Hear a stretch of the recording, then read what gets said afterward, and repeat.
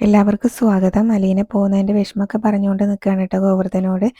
ബാലേന്ദ്രനാണെങ്കിലും അപ്പോൾ അലീനയ്ക്ക് പോകാൻ വേണ്ടിയിട്ട് ഇപ്പോൾ ഒരു സ്ഥലം ഇല്ലല്ലോ. അപ്പോൾ ഇവിടത്തേക്കാളും അവൾക്കിങ്ങനെ അതുപോലെ തന്നെ സങ്കടമൊന്നും ആവാതെ അവൾക്ക് പറ്റുന്നൊരു സ്ഥലം കണ്ടെത്തി കൊടുക്കണം, അതിനും കൂടെ വേണ്ടിയിട്ടാണ് ഈ ഒരു യാത്ര എന്നൊക്കെ ഗോവർദ്ധനോട് പറയുമ്പോൾ ഗോവർദ്ധൻ ചോദിക്കുന്നുണ്ട്, അലീന പോയി കഴിയുമ്പോൾ ബാലേട്ടന് ഇപ്പോൾ സങ്കടമാവില്ലേ, വിഷമാവില്ലേ എന്നൊക്കെ ചോദിക്കുമ്പോൾ അത് വിഷമാവുന്ന കാര്യം തന്നെയാണെന്ന് ബാലേന്ദ്രൻ പറയൂ കേട്ടോ.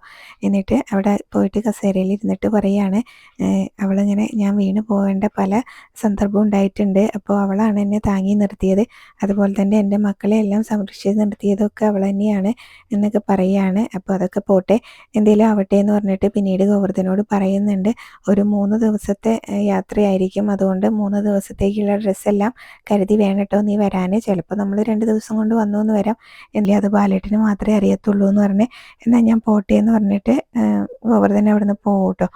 പിന്നീട് അലീനയാണെങ്കിൽ കഴുകാനുള്ള തുണികളെല്ലാം എടുത്ത് ബക്കറ്റിലേക്ക് ഇട്ടുകൊണ്ടിരിക്കുമ്പോഴാണ് കേട്ടോ മനു വിളിക്കുന്നത്. അപ്പോൾ ഫോൺ റിങ് ചെയ്യുമ്പോൾ തന്നെ അലീന എടുക്കുന്നുണ്ട്.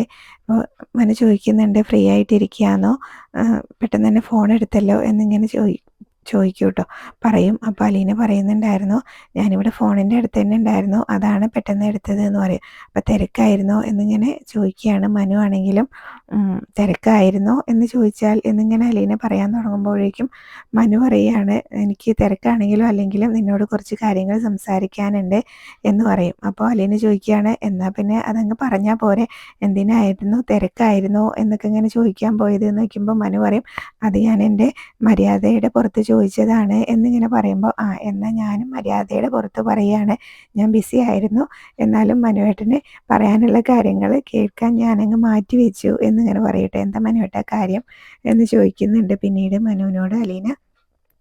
അപ്പം മനു പറയും, എന്നെ ബബിതയെ ഇന്നലെ വിളിച്ചിട്ടുണ്ടായിരുന്നു, അവൾ അവളുടെ കുറേ സങ്കടങ്ങൾ പറഞ്ഞു എന്ന് പറയും. അപ്പം അലീന ചോദിക്കുന്നുണ്ട്, എന്ത് സങ്കടമാണ് പറഞ്ഞത് എന്നിട്ടോ. അവൾ അവിടെ ഇന്നലെ നടന്ന കാര്യങ്ങളെല്ലാം പറഞ്ഞു. പിന്നീട് അലീന ചേച്ചീനോട് പോകരുതെന്ന്, പോകുന്നതിനെ കുറിച്ച് ഒന്ന് സംസാരിക്കാനും കൂടെ പറഞ്ഞിട്ടുണ്ട് എന്ന് പറയൂ കേട്ടോ. അപ്പോൾ അലീന അതിനെക്കുറിച്ച് വിശദീകരിക്കുകയാണ്. അതുപോലെ അലീന ഇങ്ങനെ ബാലേന്ദ്രൻ്റെ മകളല്ല എന്ന് പറഞ്ഞല്ലോ, അപ്പോൾ ആ കാര്യങ്ങളൊക്കെ കുറിച്ച് അനുവിനോട് പറഞ്ഞു കൊടുക്കുന്നുണ്ടായിരുന്നു. രോഹിത്തിനോട് എനിക്കത് പറയേണ്ടി വന്നു, അപ്പോൾ അത് ബബിതയും അറിഞ്ഞു എന്നൊക്കെ പറയുകയാണ് കേട്ടോ. പിന്നീട് അലീന പോകുന്നതിനെ കുറിച്ച് ഞാൻ സംസാരിക്കാൻ മനുവിനോട് പറഞ്ഞല്ലോ, അപ്പോൾ അവൾ എന്നോട് അത് പറഞ്ഞ സമയത്ത് ഞാൻ അവളോട് പറഞ്ഞിട്ടുണ്ടായിരുന്നു, നിൻ്റെ അമ്മ വീട്ടിലേക്ക് തിരിച്ചു വരാൻ വേണ്ടിയിട്ടാണ് അലീന അങ്ങനെ ഒരു തീരുമാനം എടുത്തത്, അപ്പോൾ അവളുടെ തീരുമാനത്തെ റെസ്പെക്റ്റ് ചെയ്യണം എന്നൊക്കെ ഞാൻ അവളോട് പറഞ്ഞിട്ടുണ്ട് എന്ന് പറഞ്ഞു എന്നൊക്കെ ഇങ്ങനെ മനും പറയുകയാണ് കേട്ടോ.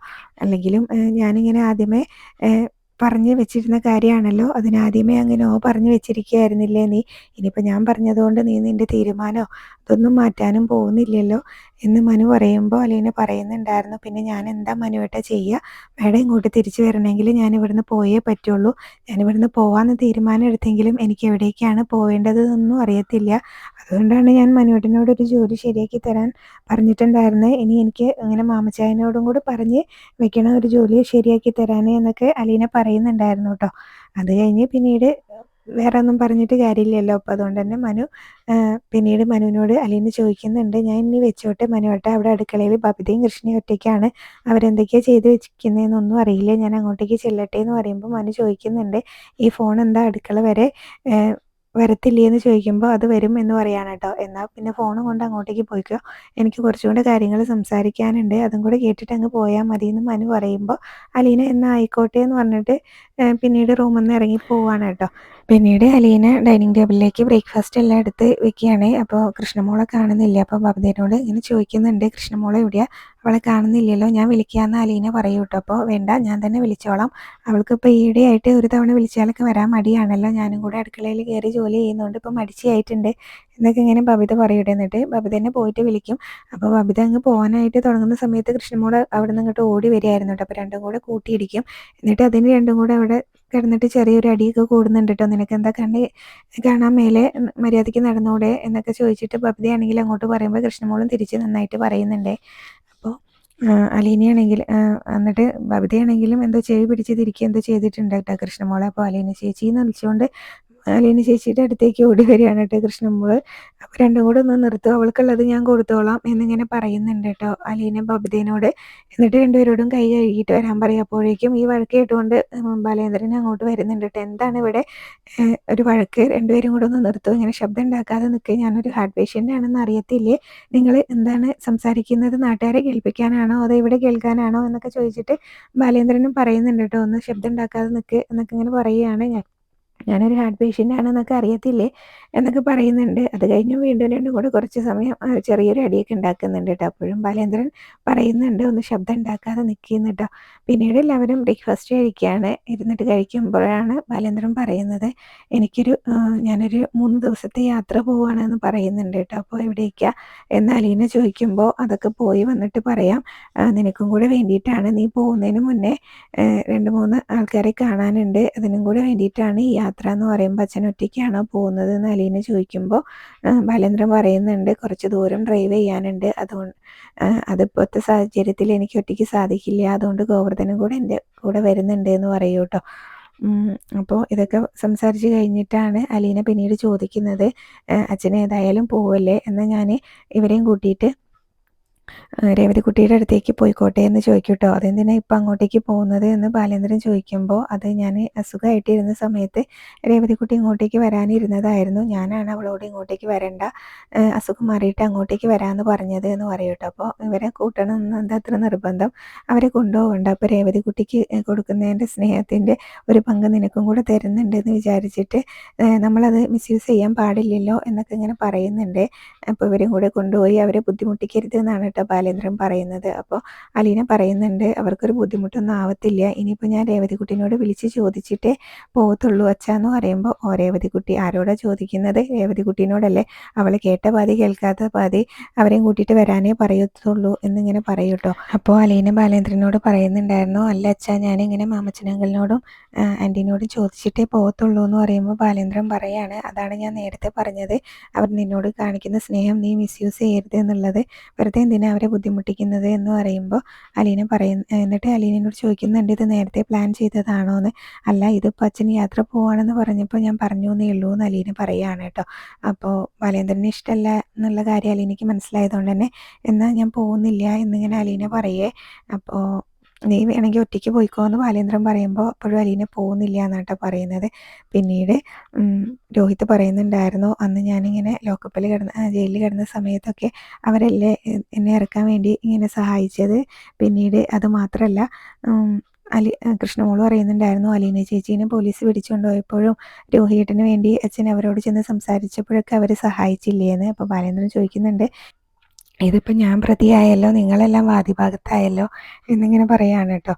പിന്നീട് അതുപോലെ തന്നെ അലീനയോട് ഒറ്റയ്ക്ക് പോകാൻ പറയുമ്പോൾ അലീന പറയുന്നത് അലീന ഒറ്റയ്ക്ക് പോകുന്നില്ല എന്നാണ് കേട്ടോ. അപ്പോൾ ബബിത പറയുന്നുണ്ട് ഞങ്ങൾക്കും പോകണമെന്ന്. അപ്പോൾ ബാലേന്ദ്രൻ ചോദിക്കും, ഇത് നിങ്ങൾ നേരത്തെ പ്ലാൻ ചെയ്തിട്ടില്ല എന്നല്ലേ പറഞ്ഞത്, ഇപ്പോൾ പിന്നെ എന്തെങ്ങനെ പറയുന്നതെന്ന് ചോദിക്കുമ്പോൾ ഇപ്പോൾ പ്ലാൻ ചെയ്തതാണ്, ഞാൻ കൂടെ പോകണമെന്ന് പറയട്ടെ. എന്നിട്ട് ബബിത ചോദിക്കുകയാണ് ആർക്കൊക്കെ എറണാകുളത്ത് പോകണമെന്ന്.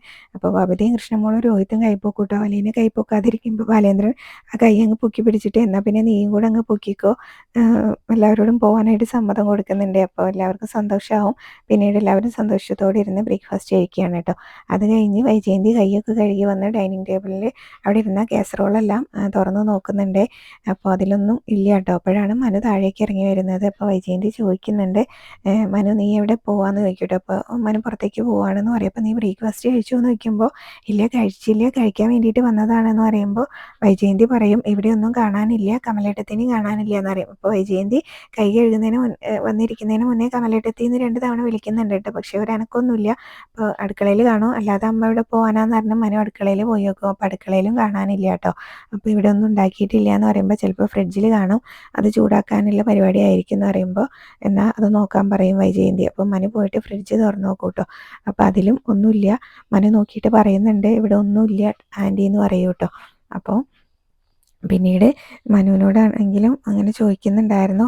ശിവേട്ടനെ ഞാൻ എഴുന്നേറ്റ് വന്നപ്പോൾ കണ്ടതാണ്, പിന്നെ ഇവിടെ എങ്ങും കാണാനില്ല എന്ന് പറയുമ്പോൾ അച്ഛൻ ഇന്ന് രാവിലെ തന്നെ കോട്ടയത്തിന് പോകുമെന്ന് പറഞ്ഞിട്ടുണ്ടായിരുന്നു, പോയി കാണുമെന്ന് പറയും. അപ്പോൾ കോട്ടയത്തിന് പോയതായിരുന്നോ എന്ന് എന്നോടും കൂടെ പറയാമായിരുന്നില്ലേ, എനിക്കും ഒന്ന് കോട്ടയത്ത് പോകണമായിരുന്നു എന്ന് പറയുമ്പോൾ എന്തിനാന്ന് നോക്കിയോട്ടോ മനു. അപ്പോൾ കുറച്ച് ഡ്രസ്സ് എടുക്കാൻ വേണ്ടിയിട്ടാണ്, എത്ര മാസങ്ങളായി ഞാനൊരു നല്ല ഡ്രസ്സ് എടുത്തിട്ട് എന്ന് പറയുമ്പോൾ അതിന് സ്വന്തം ടെക്സ്റ്റൈൽസില്ലേ, അവിടെ പോയി എടുത്താൽ പോരെ എന്ന് ചോദിക്കുമ്പോൾ അവിടെ ഉള്ളതെല്ലാം ഔട്ട് ഓഫ് ഫാഷനാണ് എന്നൊക്കെയാട്ടോ പറയുന്നത്. മുംബൈയിൽ നിന്നും ചെന്നൈയിൽ നിന്നൊക്കെ ഒരുപാട് സ്റ്റോക്ക് അങ്ങ് ഹോൾസെയിൽ കൊണ്ടുവന്ന് തട്ടും, എല്ലാം ഔട്ട് ഓഫ് ഫാഷനാണ്, സാരിയും ചുരിദാറും നൈറ്റിയും ഒക്കെ ഔട്ട് ഓഫ് ഫാഷനാണെന്നാട്ടോ പറയുന്നത്. അപ്പോൾ ആൻറ്റിയുടെ ഏത് സാരിയാണ് ഔട്ട് ഓഫ് ഫാഷൻ എന്നൊക്കെ മനു ചോദിക്കുന്നുണ്ടായിരുന്നേ. അപ്പോൾ ആൻറ്റി ഇതുവരെ ഫ്രീ ആയിട്ട് അങ്കിളിൻ്റെ കടയിൽ നിന്ന് തന്നെയല്ലേ ഡ്രസ്സ് എടുത്തുകൊണ്ടിരുന്നത് എന്നൊക്കെ ഇങ്ങനെ പറയുന്നുണ്ടായിരുന്നേ. എന്നിട്ട് മനു അതിൻ്റെ കൂട്ടത്തിൽ തന്നെ പറയുന്നുണ്ടായിരുന്നു, പാലായിൽ ഇത്രയും അതുപോലെ തന്നെ ഈ ട്രെൻഡിനനുസരിച്ച് റൺ ചെയ്ത് ഇങ്ങനെ പോകുന്ന കട ഏതാ ഉള്ളത് എന്ന്, നെടുമ്പരക്കൽ സിൽക്സ് അല്ലാതെ എന്നിങ്ങനെ ചോദിക്കുമ്പോൾ അതല്ലാതെ വേറൊരു കടയില്ല, അതുകൊണ്ടാണ് കോട്ടയത്തിന് പോയി എടുക്കാമെന്ന് പറഞ്ഞത്.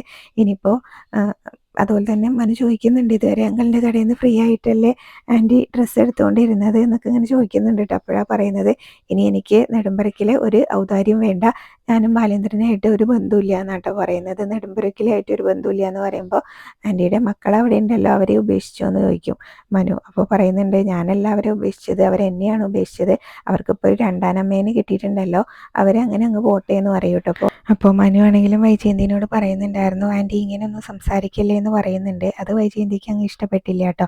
നിന്നോട് പറഞ്ഞിട്ട് കാര്യമില്ല എന്ന് പറഞ്ഞിട്ട് വൈജയന്തി അവിടെ നിന്ന് അങ്ങ് പോവേ. പിന്നീട് മനു ആണെങ്കിലും സംസാരം അങ്ങ് നിർത്തുകയാണ് കേട്ടോ. വൈജയന്തിനോട് പറഞ്ഞിട്ട് കാര്യമില്ല എന്ന് മനുവിനും അറിയാവുന്ന കാര്യമാണല്ലോ. അപ്പോൾ അതുകൊണ്ട് ഇത്രയൊക്കെയാണ് ഇന്നത്തെ എപ്പിസോഡിൽ കാണിച്ചത്. പിന്നീട് പ്രൊമോ കാണിക്കുന്നുണ്ടായിരുന്നു, സൂക്ഷിച്ചോണേ എന്ന് പറയുന്നുണ്ട് കേട്ടോ. അപ്പോൾ അലീനയാണെങ്കിലും ബാലചന്ദ്രനോട് പറയുന്നുണ്ടായിരുന്നു, അച്ഛൻ പോകുന്ന കാര്യത്തിൽ മാത്രം ശ്രദ്ധിച്ചാൽ മതി, അച്ഛൻ പോകുന്ന കാര്യം നല്ലതായിട്ട് നടത്തിയിട്ട് തിരിച്ചു വന്നാൽ മതി എന്നൊക്കെ പറഞ്ഞ് ബാലേന്ദ്രനെ യാത്രയാക്കുകയാണ് കേട്ടോ. അപ്പോൾ ഇത്രയാണ് പ്രൊമോയിൽ കാണിച്ചത്.